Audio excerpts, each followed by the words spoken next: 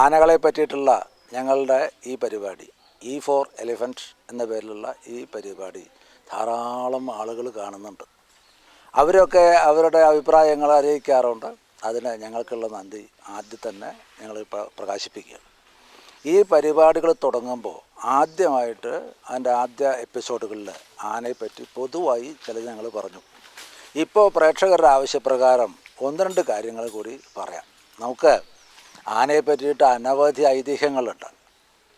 അഷ്ടദിഗ്ഗജങ്ങൾ, ഐരാവതം തുടങ്ങി അനവധി കഥകൾ നമുക്ക് മുമ്പിലുണ്ട്. സാധാരണ ആനകളല്ലാതെയൊക്കെയുണ്ട് ദേവന്മാരുടെ ആനകൾ. പണ്ടൊക്കെ ആനകൾക്ക് ചിറകുണ്ടായിരുന്നു എന്നൊക്കെ പറയുന്ന കഥ മുതൽക്ക് അനവധി കഥകളുണ്ട്. ഇപ്പോൾ ലോകത്തിൽ കാണുന്നതായ നാടൻ ആനകളും കാട്ടാനകൾക്കും ഒക്കെ അതിൻ്റെ മസ്തിഷ്കത്തിൽ മുത്തുണ്ടാവും എന്നൊരു സങ്കല്പമുണ്ട്. അനവധി കവികളെ, കാളിദാസൻ തൊട്ടുള്ള കവികളിലെ അവരുടെ ഭാവനയെ വളരെ പ്രചോദിപ്പിച്ച ഒരു വിഷയമാണ് ഈ ഗജമുത്തം. അതിനു വേണ്ടിയിട്ടുള്ള അന്വേഷണങ്ങളും ധാരാളം നടക്കുന്നുണ്ട്. പല മൃഗങ്ങൾക്കും അതിൻ്റെ ചില ഗ്രന്ഥികളിൽ നിന്ന് അപൂർവമായ ചില വാസനാദ്രവ്യങ്ങൾ, ചില വസ്തുക്കൾ കിട്ടാറുണ്ട്. കസ്തൂരി, ഗോരോചനം തുടങ്ങിയിട്ടുള്ള സാധനങ്ങളെ പോലെ അതുമാതിരി ആനയ്ക്കും ഇതുണ്ട് എന്ന് പറയുന്നു. അങ്ങനെ ഉള്ളതായ ആനകൾ പൂർണ്ണമായിട്ടും ലക്ഷണം ഒത്തതാവും എന്ന ഒരു സങ്കല്പമുണ്ട്. അതുകൊണ്ട് തന്നെ നമ്മുടെ നാട്ടിലിപ്പോൾ ധാരാളം ഐശ്വര്യം പ്രദാനം ചെയ്യുന്നതായ ആനകളെ ഏതെങ്കിലും വീട്ടിലേക്ക് ഒരു ആന കയറി വന്നാൽ ആനയുടെ ആ വീട്ടിലെ സമ്പത്തൊക്കെ വളരെ വർദ്ധിച്ച് കാണുമ്പോൾ അത് ലക്ഷണമൊത്ത ആനയാണ്, ഐശ്വര്യമുള്ള ആനയാണ് എന്നും പറയാറുണ്ട്. അതിനു പുറമെ ഗജലക്ഷണ ശാസ്ത്രപ്രകാരം അനവധി ലക്ഷണങ്ങളുണ്ട്. ആദ്യത്തെ ലക്ഷണം ആനയായാലും ആളായാലും ആദ്യത്തെ ലക്ഷണം കാഴ്ചയ്ക്ക് വൃത്തി ഉണ്ടാവുക എന്നുള്ളതാണ്. ആനച്ചന്തം എന്നൊക്കെ പറയാറില്ലേ, അത് തന്നെ. ഒറ്റ നോട്ടത്തിൽ കാണുമ്പോൾ first impression is the best impression എന്നൊക്കെ പറഞ്ഞ മാതിരി ആദ്യത്തെ നോട്ടത്തിൽ, ആദ്യത്തെ കാഴ്ചയിൽ നല്ലതാണോ നന്നായിരിക്കും. പിന്നെ അതിൻ്റെ കൊമ്പ്, തുമ്പി, വാല്, ഉടലിൻ്റെ നീളം, മസ്തിഷ്കം, നിറം, രോമങ്ങളിലെ എണ്ണം, ഓരോ ദിക്കിലും ഉണ്ടാകുന്നതായ കൂട്ടുരോമങ്ങൾക്ക് അതിൻ്റെ എണ്ണം തുടങ്ങി അനവധി ലക്ഷണങ്ങൾ അങ്ങനെ പറഞ്ഞു വരാറുണ്ട്. വളരെ സാധാരണ നിലയ്ക്ക് ഇപ്പോൾ നമ്മൾ നിരീക്ഷിക്കുമ്പോൾ കാണുന്നത് അതിൻ്റെ നഖവും കണപ്പാടും കണയുടെ നിറവും നാവിൻ്റെ നിറവും അണ്ണാക്കിൻ്റെ നിറവും മസ്തിഷ്കത്തിൻ്റെ വിരിവും കൊമ്പുകളിലെ ആകൃതിയും വാലിൻ്റെ രൂപവും അതിൻ്റെ രോമങ്ങളുടെ എണ്ണവും ഒക്കെയാണ് ഇപ്പോൾ സാധാരണ നമുക്ക് കാണാറുള്ളത്. ആ ലക്ഷണങ്ങളിൽ ദശലക്ഷണം എന്ന് വിചാരിക്കുക, 10 ലക്ഷണങ്ങളിൽ 5-ൽ കൂടുതൽ ഒത്താൽ നല്ലത് എന്ന് പറയും, 5-ൽ കുറഞ്ഞാൽ മോശമാണെന്ന് പറയും. 10-ൽ 10 ലക്ഷണം ഒത്തുവെങ്കിൽ സർവത്ര വർജയൽ എന്ന പ്രമാണം അനുസരിച്ച് അത് മോശമാണ് എന്നും പറയാറുണ്ട്. ഒക്കെ തികഞ്ഞാൽ മോശമാണ്, ആയുസ് കുറയുമെന്നും പറയും.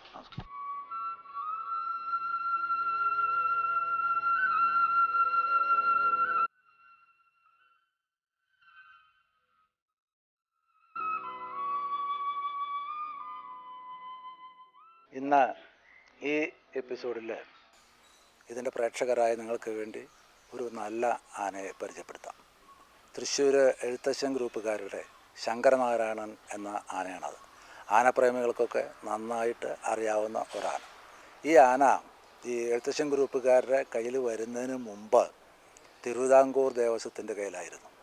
അവിടെ വെച്ച് എന്തോ ചില കാരണങ്ങളെ കൊണ്ട് ആനയുടെ സ്വഭാവത്തിനെ പറ്റി അത്ര നല്ലതല്ലാത്ത അഭിപ്രായങ്ങളൊക്കെ ഉണ്ടായിട്ടുണ്ട്. അതിനെന്തെങ്കിലും കാരണങ്ങളെപ്പറ്റി നമുക്ക് വിശദമായിട്ട് അന്വേഷിക്കേണ്ട കാര്യമില്ല. അവിടെ നിന്ന് പോന്നിട്ട് തൃശ്ശൂർ വന്നതിന് ശേഷം ഇപ്പോൾ കഴിഞ്ഞ 8 കൊല്ലത്തിലധികമായിട്ട് ഈ ആനയെ പറ്റിയിട്ട് ഒരു ചീത്ത അഭിപ്രായവും ആർക്കുമില്ല. അപ്പോൾ അതുകൊണ്ട് നമുക്ക് മനസ്സിലാക്കാനുള്ളത്, ഏത് ആനയായാലും എത്ര കള്ളനും വികൃതിയൊക്കെ ആണെങ്കിലും തന്നെ ശരി, അതിൻ്റെ ഉടമസ്ഥനും ആനയെ നോക്കുന്ന പാപ്പാനും നല്ലവരാണെങ്കിൽ, അല്ലെങ്കിൽ അവരുടെ ചട്ടവട്ടങ്ങൾ വൃത്തിയായിട്ടുള്ളതാണെങ്കിൽ ആനയുടെ കുഴപ്പം ഉണ്ടാവില്ല എന്നുള്ളതാണ്.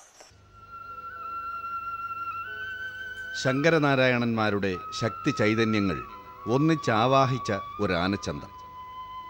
അതാണ് ഒട്ടേറെ ആനക്കമ്പക്കാരുടെ വീരനായകനും ഇഷ്ടകഥാപാത്രവുമായ നാണു എഴുത്തച്ഛൻ ശങ്കരനാരായണൻ. ഏത് സദസ്സിലേക്ക് കടന്നു ചെന്നാലും പെട്ടെന്ന് തന്നെ ആരുടെയും നോട്ടം പിടിച്ചെടുക്കാവുന്ന തലയെടുപ്പ്.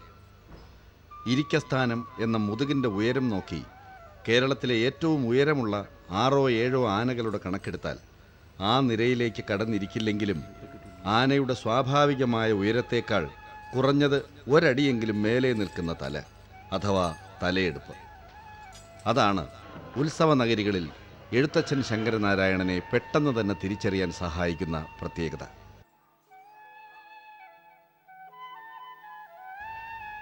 തരക്കേടില്ലാത്ത കൊമ്പുകൾ, ആവശ്യത്തിന് നീളമുള്ള തുമ്പിക്കൈ, ഉയർന്ന വായുകുംഭം, വിടർന്ന മസ്തകം, അങ്ങനെ ലക്ഷണപ്പൊരുത്തങ്ങൾ പരിഗണിച്ചാൽ തീർച്ചയായും ശരാശരിക്ക് വളരെ മേലെയാണ് ശങ്കരനാരായണന്റെ സ്ഥാനം. വാലിലെ ചെറിയ വളവുകൾ മാത്രമാവും പ്രകടമായി കണ്ടെത്താൻ കഴിയുന്ന ഒരേ ഒരു ന്യൂനത. പിന്നെ തലക്കുന്നി കുറച്ചുകൂടി വിരിഞ്ഞ് ഉയർന്നിരുന്നുവെങ്കിൽ ഇത്രയും തലയെടുപ്പുള്ള ആനയ്ക്ക് ഇപ്പോഴുള്ളതിനേക്കാൾ വളരെയധികം ഉയരം തോന്നുമായിരുന്നെന്നും ആനപ്രേമികൾ വിലയിരുത്തുന്നു. ജന്മം കൊണ്ട് ബീഹാറിയും കർമ്മം കൊണ്ട് തമിഴനും മലയാളിയുമൊക്കെയായ ശങ്കരനാരായണന് 300 സെന്റിമീറ്ററിന് മേൽ ഉയരമുണ്ടെന്നാണ് ബന്ധപ്പെട്ടവരുടെ വിലയിരുത്തൽ. നന്നേ ചെറുപ്പത്തിൽ തന്നെ മഹാതെമ്മാടിയും വഴക്കാളിയും എന്ന നിലയിൽ കേരളം മുഴുവൻ കുപ്രസിദ്ധനായ ഒരാന. ഒരു വേള ദേവസ്വം ബോർഡ് എന്ന പൊതു സംവിധാനത്തിനെ കൊണ്ടുപോലും ഉൾക്കൊള്ളാനാവാത്ത വിധം തിരസ്കൃതനും ബഹിഷ്കൃതനുമായി തീർന്ന ഒരാന. ഒറ്റപ്പെടലിൻ്റെയും ആട്ടിപ്പായിക്കപ്പെടലിൻ്റെയും വേദനയും യാതനയും സ്വന്തം ജീവിതം കൊണ്ട് അനുഭവിച്ചറിഞ്ഞവൻ എന്ന നിലയിൽ നിന്നും ഇന്ന് ഉത്സവ കേരളം ഏറെ പ്രതീക്ഷയോടെ ഉറ്റുനോക്കുന്ന യുവകേസരി എന്ന തലത്തിലേക്കുള്ള ശങ്കരനാരായണന്റെ വികാസ പരിണാമങ്ങൾക്ക്, അവൻ്റെ ജീവിത നാടകങ്ങൾക്ക് എന്നും ഒരത്ഭുത കഥയുടെ താളക്കൊഴുപ്പുകൾ അകമ്പടി സേവിച്ചിരുന്നു. നാണു എഴുത്തച്ഛൻ ശ്രീനിവാസൻ എന്ന ഗജശ്രേഷ്ഠന്റെ ഉടമകളും തൃശ്ശൂരിലെ പ്രമുഖ വ്യവസായ ശൃംഖലയുമായ നാണു എഴുത്തച്ഛൻ ഗ്രൂപ്പിന്റെ സ്വന്തമാണ് ശങ്കരനാരായണൻ.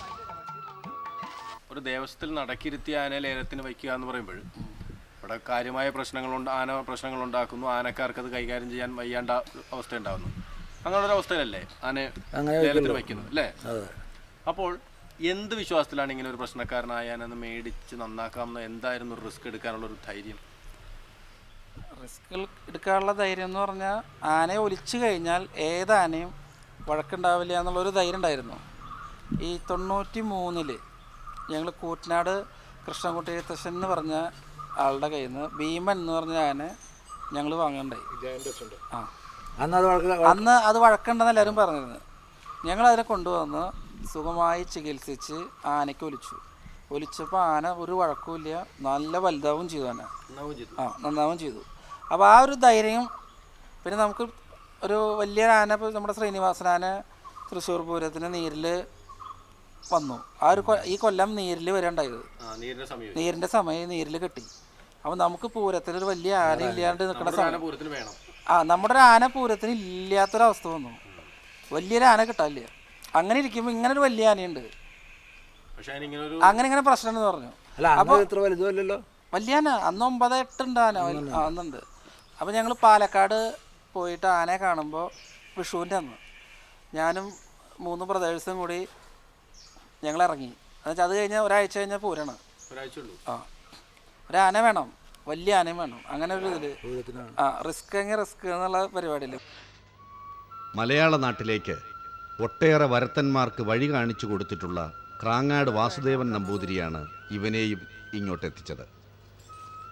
നമ്പൂതിരി തൻ്റെ ക്യാഷ് ബാഗുമായി ഇല്ലത്തു നിന്നും ഇറങ്ങിയാൽ തിരിച്ചു വരുന്നത് ഏതാനും ആനകളോടൊപ്പമായിരിക്കുമെന്ന് അന്നൊക്കെ ക്രാങ്ങാട്ടുകാർ പറയുമായിരുന്നു.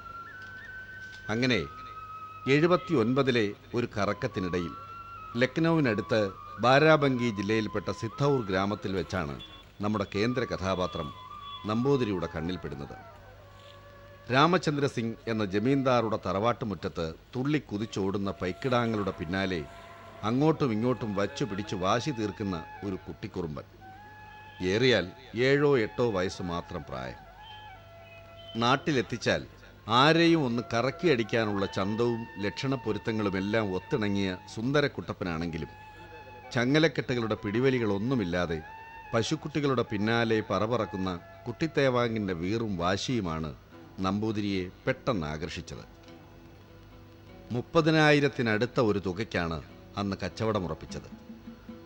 മലയാളക്കരയിൽ എത്തിയതിൻ്റെ ചൂടാറും മുമ്പേ ക്രാങ്ങാട് നമ്പൂതിരിയിൽ നിന്നും ആനക്കുട്ടിയെ അടൂരിനടുത്തുള്ള മവിട്ടത്തുണ്ണിത്താൻ വാങ്ങിക്കൊണ്ടുപോയി. ഉണ്ണിത്താൻ്റെ പക്കൽ 1-2 വർഷം.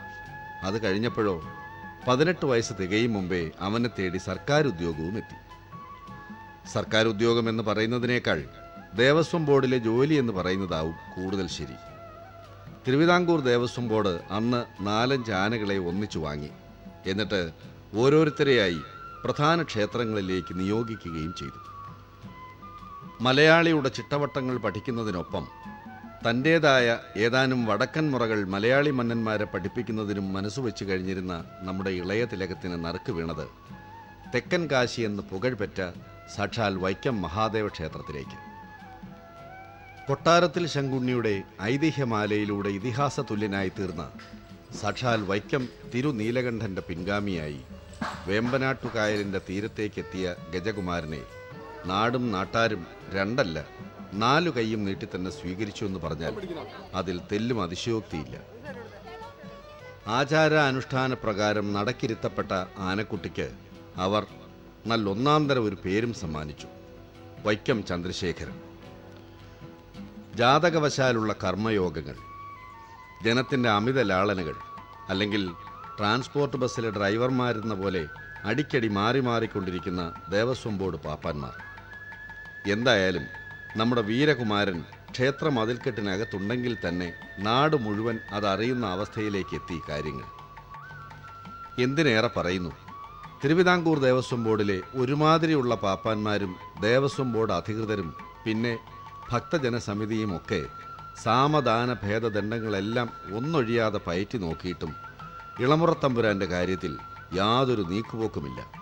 ക്ഷേത്രത്തിൻ്റെ പടിഞ്ഞാറേ മതിലിനോടടുത്ത് ആനയെ തളയ്ക്കുവാനുള്ള വലിയൊരു കരിങ്കൽ കുറ്റിയുണ്ട്. ചന്ദ്രശേഖരൻ തികഞ്ഞ ഫോമിലാണെങ്കിൽ തലേക്കെട്ടും കൊമ്പൻമീശയും ഊരിപ്പിടിച്ച കത്തിയുമായി വഴിപോക്കരെ വിരട്ടിവിടുന്ന ചില കവലച്ചട്ടമ്പികളെപ്പോലെ ആ തൂണിൽ ഒന്ന് അമർന്നിരിക്കും. എന്നിട്ട് തനിക്കിഷ്ടപ്പെടാത്തവരുടെ തലവെട്ടം കാണുമ്പോൾ തന്നെ നല്ല ഉരുളൻ കല്ലുകൾ തിരഞ്ഞെടുത്ത് ഏറു തുടങ്ങും. വടിതടി കുന്തം കുറുവടിയൊക്കെയായി തന്നെ നേർവഴിക്ക് നയിക്കാനെത്തുന്ന പാപ്പാൻ ചേട്ടന്മാരോട്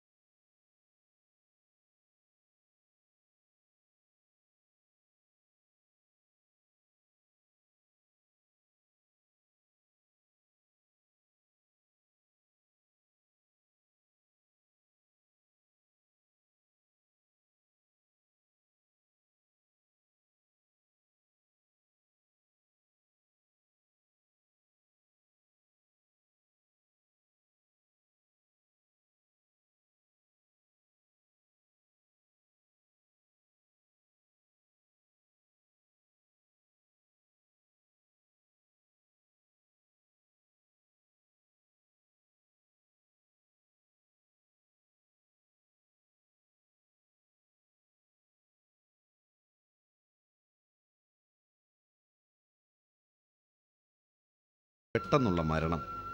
ആന പല പല കൈവഴികൾ മറിഞ്ഞ് വീണ്ടും മലയാള മണ്ണിലേക്ക് തന്നെ മടങ്ങിയെത്തുന്നു. ആന അപ്പോഴേക്കും 9.25 അടിക്കുമേൽ ഉയരം വെച്ച് ജഗജില്ലിയായി കഴിഞ്ഞിരുന്നു. പക്ഷേ അപ്പോഴും കൈതപ്പുഴ കായൽ പോലെ ഏത് നിമിഷവും മാറി മറിയാവുന്ന സ്വഭാവവും പാപ്പാന്മാരോടുള്ള വകവയ്പില്ലായ്മയും കാരണം വർഷത്തിൽ അധിക ദിവസവും തടിക്കൂപ്പുകളെന്ന തടങ്കൽ പാളയത്തിൽ തന്നെ കഴിച്ചു കൂട്ടുവാനായിരുന്നു അവൻ്റെ വിധി. 4 ആളറിയാതെ അംഗീകാരങ്ങളുടെ ഉത്സവത്തിടമ്പുകളും ആലവട്ടങ്ങളുമില്ലാതെ ഏതെങ്കിലും ഒരു തടിക്കൂപ്പിൻ്റെ വെളിച്ചമെത്താ കോണുകളിൽ എല്ലും തൊലിയുമായി ജന്മം ഒടുങ്ങേണ്ടിയിരുന്ന പ്രശ്നക്കാരനെ തേടി ഒടുവിൽ ഒരു വിധി നിയോഗമെന്നോണം അവരെത്തി. തൃശ്ശൂരിലെ എഴുത്തച്ഛൻ ഗ്രൂപ്പ്.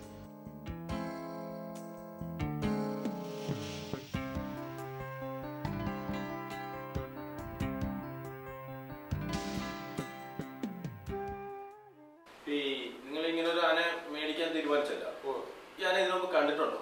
കണ്ടിട്ടില്ലേ? കണ്ടിട്ടില്ല. എവിടെ വെച്ചാണ് ആദ്യമായിട്ട് പോയി കാണുന്നത്? കോങ്ങാട് ഉത്സവത്തിന് ഒരു വൈകുന്നേരം പറഞ്ഞുകൊണ്ടിരിക്കുമ്പോൾ വഴിയിൽ വെച്ച് കണ്ടായിരുന്നു. അപ്പൊ മേടിക്കാൻ പോകുന്നതാണ്? മേടിക്കാൻ പോവാണ്. അന്ന് പൂരത്തിന് ആനില്ലാത്തതുകൊണ്ട് ശ്രീനിവാസനെ മാത്രം കെട്ടില്ലോ. അപ്പോൾ അത് ആന വേണമെന്നുള്ള പരിപാടിയിൽ മേടിക്കാൻ പോയതാണ്. അപ്പൊ അതിനു മുമ്പ് വൈക്കം ചന്ദ്രശേഖരനെ കുറിച്ച് എന്താ കേട്ടേക്കുന്നത്? കേട്ടിട്ടുള്ളത് വെച്ചിട്ടുണ്ടെങ്കിൽ ആളെ കുറവാണെന്നുള്ളത്. എന്റെ കഥകളൊക്കെ നേരത്തെ കുറച്ച് വികൃതിയും കുറിപ്പൊക്കെ ഉണ്ടെന്നുള്ളതാണ്. ആദ്യത്തെ പോലെ തന്നെ അത് ആദ്യത്തെ പോലെ തെളിച്ചു. ആദ്യത്തെ പോലെ തന്നെ തൃശ്ശൂർ തെളിച്ചു കൊണ്ടുവന്നു.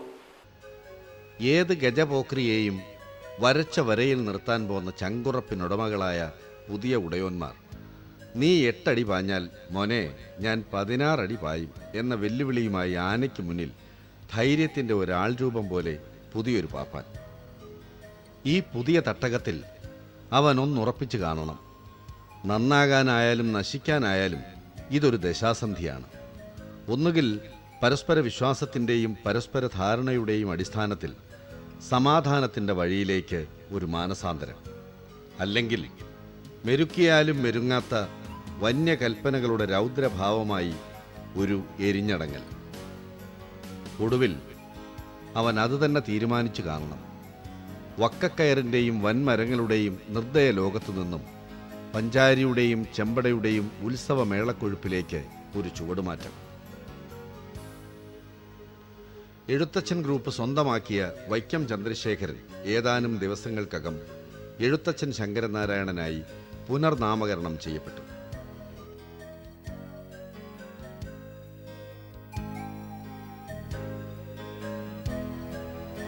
എന്നും വഴക്കാളിയെന്നും തെമ്മാടിയെന്നും മാത്രം പേര് കേൾപ്പിച്ചിട്ടുള്ള ഒരാന പൂരനഗരിയിലെത്തി ഏതാനും ദിവസങ്ങൾക്കകം തന്നെ തൃശൂർ പൂരത്തിൻ്റെ ആനപ്രമാണികളിൽ ഒരാളായി അണിനിരന്നപ്പോൾ, സാമാന്യത്തിലധികം ഉയർന്നു നിൽക്കുന്ന തലയെടുപ്പിൻ്റെ തിളക്കവുമായി പുതു കൈക്കാരൻ പൂരനഗരിയിലെ ജനലക്ഷങ്ങൾക്ക് മുന്നിൽ ഒന്ന് എടുത്തു പിടിച്ച് നിന്നപ്പോൾ, ഈ സാധനം തരക്കേടില്ലല്ലോ ഇഷ്ട എന്ന് ആനപ്രേമികളായ തൃശൂർക്കാർ ഒന്നടങ്കം മന്ത്രിച്ചു കാണണം.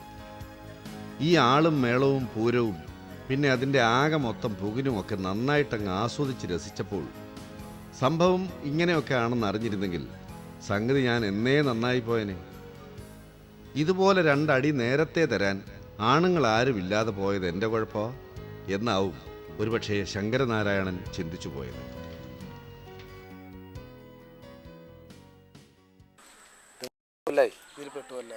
ഇതും മുമ്പ് അങ്ങോട്ട് വരണതിൻ്റെ മുമ്പ് പ്രശ്നക്കാരനാന്ന് കേട്ടിട്ടുണ്ടല്ലോ. കേട്ടിട്ടുണ്ട്, ഞാനും കേട്ടിട്ടുണ്ട് പ്രശ്നങ്ങളൊക്കെ ആണെന്ന്. ഞാനും അതിനഴിച്ച് ഒരുപാട് ബുദ്ധിമുട്ടിയിട്ടുണ്ട് കേട്ടോ. ഞാൻ അഴിച്ചിട്ട് ഒരു ഫസ്റ്റ് അഴിച്ച ആ സമയത്ത് എനിക്കിത് അഴിക്കേണ്ടിയിരുന്നില്ല എന്ന് തോന്നിയൊരു സന്ദർഭം ഉണ്ടായിട്ടുണ്ട്. ഞാൻ അഴിച്ചതിന് ശേഷം അഴിക്കേണ്ടിയിരുന്നില്ല എന്ന് തോന്നിയിട്ടുണ്ട്. കാരണം എന്താ വെച്ച് കഴിഞ്ഞാൽ അത്ര സുഖമുള്ള ഒരു ആനയെ കൊണ്ടുവന്നിട്ട് നമ്മൾ വീണ്ടും ഈ റിസ്കിലേക്ക് വന്നു പെട്ടുമല്ലോ. പക്ഷെ ഞാൻ ആന അഴിക്കുമ്പോൾ ഇത്രയ്ക്കൊരു ആനയെ കുറിച്ച് നമുക്കറിയില്ലായിരുന്നു. ഏത് വൈക്കം ചന്ദ്രശേഖരനെ കേട്ടിട്ടുള്ളതല്ലാണ്ട് ഇതിനെക്കുറിച്ചിട്ട് കൂടുതലായിട്ടൊന്നും എനിക്ക് അറിയില്ലായിരുന്നു. പിന്നെ നമ്മൾ വന്ന് ആന വേദ്യം ചെയ്യുകയും ചെയ്തു, ആന അഴിക്കുകയും ചെയ്തു. പിന്നെ നമ്മളത് ഇട്ടു പോകുക എന്ന് പറയുമ്പോൾ അതൊരു നമുക്ക് തൊഴിലിനെ ബാധിക്കുന്നൊരു പ്രശ്നമാണല്ലോ. അപ്പം ആയി കഴിഞ്ഞപ്പോൾ ഇനിയിപ്പോൾ എന്തായാലും വേണ്ടില്ല അതിനോട്. പിന്നെ ഇപ്പോൾ 5-8 കൊല്ലമായി സീറ്റിംഗ് ആയി. നമുക്ക് നമ്മൾ വന്ന് അടിക്കുന്ന പീരീഡില്ലേ, പോവാ അന്ന് മറ്റേ എന്തായിരുന്നു ഇവൻ്റെ സ്വഭാവത്തിലെ പ്രത്യേകത? ഇവൻ എന്തൊക്കെയാണ് ഇഷ്ടപ്പെടാത്ത കാര്യങ്ങൾ? എന്തായിരുന്നു നമുക്ക് മനസ്സിലായ ഒരു കാര്യങ്ങൾ? ഇവൻ എന്തൊക്കെ പറ്റാത്തതുകൊണ്ടെന്ന് അല്ല, നമ്മളിപ്പോൾ നമുക്ക് ഏറെക്കുറെ ഒരു ആനയെ നമ്മൾ അഴിച്ച് നമ്മളൊരു വേനലും വർഷം കഴിഞ്ഞാലേ നമുക്ക് ആനയുടെ രീതികൾ നമുക്ക് മനസ്സിലാവുള്ളൂ. അതിപ്പോൾ നമുക്ക് കുറേശ്ശെ മനസ്സിലായി വരുമ്പോൾ പിന്നെ ആദ്യമൊക്കെ നമ്മൾ കുറേ ബന്ധോസിലും കാര്യങ്ങളിലൊക്കെ ആനകളെ കൈകാര്യം ചെയ്യും, അതിൻ്റെ രൂപങ്ങൾ മനസ്സിലാവുന്നോളം വരെ. അത് കഴിഞ്ഞാൽ പിന്നെ നമുക്ക് നമ്മുടെ ആദ്യത്തെ ഇതിലൊക്കെ ചെയ്യേണ്ടി വരും, ആന ഇത് ചെയ്യേണ്ടി വരും ഓരോ കാര്യങ്ങൾക്കൊക്കെ. നമ്മൾ ആദ്യം അഴിച്ച സമയത്ത് ആന വഴിയടിച്ച് പോകുന്ന സമയത്ത് ഏതെങ്കിലും വളപ്പ് കൊണ്ട് അങ്ങോട്ട് കയറി പോവുക, നേരെ വളപ്പിലേക്ക് നമ്മൾ നടക്കാൻ പറഞ്ഞിട്ട് വെച്ചാൽ ആന അവിടെ നിൽക്കും. ഒന്നുകൂടെ പറഞ്ഞിട്ട് വെച്ച് കഴിഞ്ഞാൽ ആന കയ്യിൽ വല്ല പട്ടയം കണ്ടു വെച്ചാൽ അവിടെ വയ്ക്കും. രണ്ടാമതെന്തെങ്കിലും പറഞ്ഞാൽ ആ വളപ്പിലേക്ക് കയറും. നമ്മളെന്തെങ്കിലും ആന വേദ്യം ചെയ്യാൻ പോയി നമ്മൾ തിരിഞ്ഞ് ഓടിക്കുകയും ചെയ്യും. അപ്പം നമ്മൾ ആ ഓടിക്കാനുള്ള സന്ദർഭം നമ്മൾ കൊടുക്കാണ്ട് തരികയുടെ കൂടെയൊക്കെ ബന്ധോസ് ചെയ്ത് പോവും. അങ്ങനെ ഒരുപാട് കഷ്ടപ്പെട്ടിട്ടുണ്ട് ഈ ആന അഴിച്ചിട്ട്. ഒരുപാടെന്ന് പറഞ്ഞാൽ ഒരു 2 കൊല്ലം ശരിക്കും നമ്മൾ കഷ്ടപ്പെട്ടിട്ടുണ്ട്. ഇപ്പോൾ കുഴപ്പമൊന്നുമില്ല, ഇപ്പോൾ ഒരു കുഴപ്പമില്ല. ഇപ്പോൾ നമുക്കിപ്പോൾ എങ്ങനെ വേണമെങ്കിലും ആന കൈകാര്യം ചെയ്യാൻ. ഇനിയിപ്പോൾ എങ്ങനെയാണ് നടത്തിവിട്ട് കിടന്നുറങ്ങിയാലും കാലിനടി കിടന്നുറങ്ങിയാലും നമ്മളെ വിട്ടങ്ങോട്ടും പോവില്ല. യാതൊരുവിധ പ്രശ്നങ്ങളും ഇല്ല ഇപ്പോൾ. വിശപ്പാണ് ഏറ്റവും വലിയ ദൗർബല്യം. വിശപ്പേറിയാൽ ചിലപ്പോൾ കണ്ണ് കാണാതായെന്ന് വരികയും ചെയ്യും. വിശന്ന് പൊരിഞ്ഞാൽ ഒരുപക്ഷെ നമ്മളെ കൂടി പിടിച്ചു തിന്നുകളയുമെന്നാണ് ഇവൻ്റെ പ്രധാന പാപ്പാൻ രാജു പറയുന്നത്. പക്ഷേ വിശപ്പിന് മുന്നിൽ ലോകം തന്നെ കീഴ്മേൽ മറിച്ചേക്കാമെങ്കിലും ആരെന്ത് കൊടുത്താലും വാങ്ങി തിന്നുമെന്നാണെങ്കിൽ നമുക്ക് തെറ്റി. എനിക്കുള്ളതെല്ലാം എൻ്റെ വേണ്ടപ്പെട്ടവർ തന്നുകൊള്ളും, അല്ലാതെ ആരും വെറുതെ കയറി മഹാമനസ്കരാവണ്ട എന്നതാണ് ശങ്കരൻ്റെ സമീപനം. ഐതിഹ്യമാലയിലടക്കം പരാമർശങ്ങളുള്ളതും ആനച്ചികിത്സയ്ക്കും മറ്റ് ചികിത്സകൾക്കും കേൾവി കേട്ടതുമായ പുലാമന്തോൾ മനയിലേക്ക് ചിത്രീകരണത്തിനായി ശങ്കരനാരായണനെയും കൊണ്ട് ഞങ്ങൾ എത്തിയപ്പോൾ 2 പാക്കറ്റ് അഷ്ടചൂർണവും തേനുമാണ് മനയിലുള്ളവർ ആദ്യം അവനായി നൽകിയത്. തേനായാലും തേൻവരിക്കയായാലും ശരി, ശങ്കരനാരായണനുള്ളത് രാജു നേരിട്ടേ വായിൽ വെച്ച് കൊടുക്കാറുള്ളൂ. പക്ഷേ തൃശൂർ തിരുവമ്പാടി ക്ഷേത്രത്തിനടുത്തുള്ള തറവാട്ടുമുറ്റത്തെത്തിയാലോ പിന്നെ കഥയൊന്നു മാറും. റോഡിൽ നിന്നുള്ള വളവ് തിരിയുമ്പോൾ ശങ്കരൻ്റെ നടപ്പിന് ഉത്സാഹമേറും. നേരെ വീട്ടിലേക്ക് വന്നു കയറിയാൽ അവനുള്ള പങ്ക് അപ്പോൾ കിട്ടണം. ദൂരെ നിന്നും ചങ്ങലക്കിലുക്കം കേൾക്കുമ്പോൾ തന്നെ ശങ്കരനാരായണനാണെന്ന് കണ്ടാൽ വീട്ടിലെ സ്ത്രീകൾ തേങ്ങയോ ശർക്കരയോ എന്തെങ്കിലും ഒന്ന് എടുക്കുവാനുള്ള പാച്ചിലിലായിരിക്കും. വീട്ടുവളപ്പിൽ കെട്ടിയിട്ട് പോയാൽ പാപ്പാൻ അടുത്തില്ലെങ്കിലും അവന് പ്രശ്നവുമില്ല.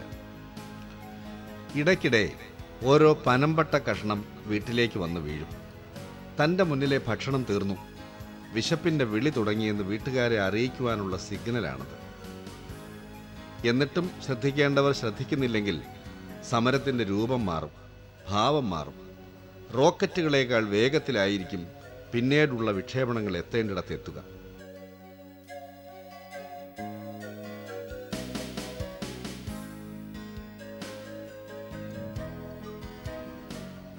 കേരളത്തിൽ തന്നെ ഏറ്റവും ദൈർഘ്യമേറിയ മതപ്പാട് കാലമുള്ള ആനകളിൽ ഒരുവൻ എന്നതാണ് ശങ്കരനാരായണൻ്റെ മറ്റൊരു പ്രധാന സവിശേഷത. കാടാറുമാസം നാടാറുമാസം എന്ന ചൊല്ല് അക്ഷരാർത്ഥത്തിൽ തന്നെ ശങ്കരനാരായണൻ്റെ കാര്യത്തിൽ കൃത്യമാണ്. ഒരു വർഷത്തിൽ പകുതി സമയത്തോളവും മതപ്പാടെന്ന മതിഭ്രമത്തിനും അർത്ഥഭ്രമത്തിനുമിടയിലേക്ക് കൂപ്പുകുത്തുന്ന ശങ്കരനാരായണൻ്റെ കഥാവിശേഷങ്ങൾ ഇവിടം കൊണ്ട് അവസാനിക്കുന്നില്ല.